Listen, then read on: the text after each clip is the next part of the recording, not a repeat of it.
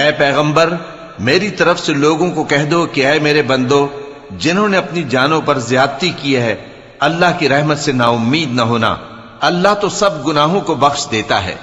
بے شک وہی تو ہے بڑا بخشنے والا بڑا مہربان۔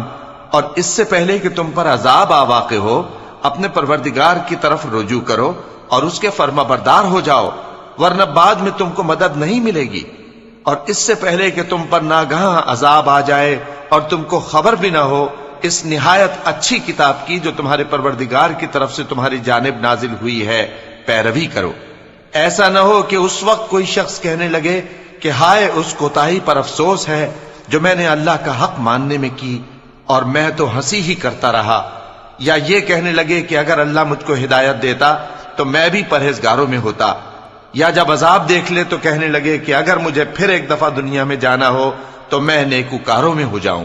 ارشاد ہوگا کیوں نہیں، میری آیتیں تیرے پاس پہنچ گئی تھی مگر تو نے ان کو جھٹلایا اور شیخی میں آ گیا اور تو کافر بن گیا۔ اور اے مخاطب جن لوگوں نے اللہ پر جھوٹ بولا تم قیامت کے دن دیکھو گے کہ ان کے چہرے سیاہ ہو رہے ہوں گے، کیا تکبر کرنے والوں کا ٹھکانہ دوزخ میں نہیں ہے؟ اور جو پرہیزگار ہیں ان کی کامیابی کے سبب اللہ ان کو نجات دے گا، نہ تو ان کو کوئی تکلیف پہنچے گی اور نہ وہ غمناک ہوں گے۔ اللہ ہی ہر چیز کا پیدا کرنے والا ہے اور وہی ہر چیز کا نگراں ہے،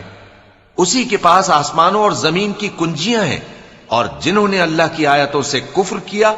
وہی نقصان اٹھانے والے ہیں۔